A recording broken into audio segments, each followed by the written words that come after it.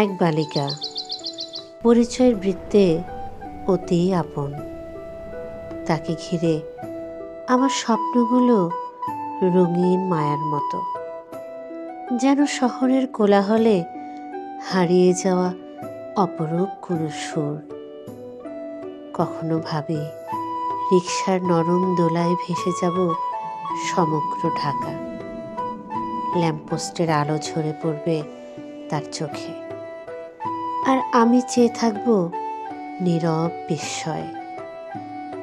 কখনো কল্পনা করি সমুদ্রের গর্জন ভেদ করে তার কোলে মাথা রেখে শুনব নীল মহাকাব্য, যেন ঢেউয়ের সাথে মিলেমিশে যায় আমার সমস্ত নীরবতা।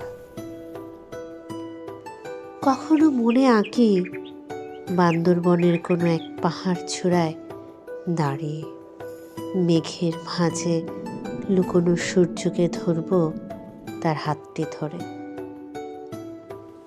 আবার কখনো শ্রীমঙ্গলের চা বাগানের সবুজ নিস্তব্ধতায় এক কাপ চায়ের ধোঁয়ার ভাঁজে দুজনার ছায়া মিশে যাবে নিঃশব্দ কবিতায়। তবু তার মুখের দিকে তাকালেই বুঝতে পারি এসবই কেবল অমাবস্যার আকাশে উজ্জ্বল চাঁদ।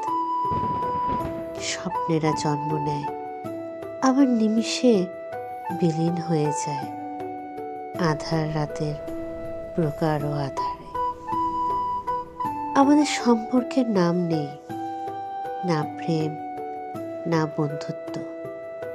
এ যেন সমান্তরাল দুটি রেখা, চিরকাল পাশাপাশি, কখনো এক বিন্দুতে মিলিত হয় না।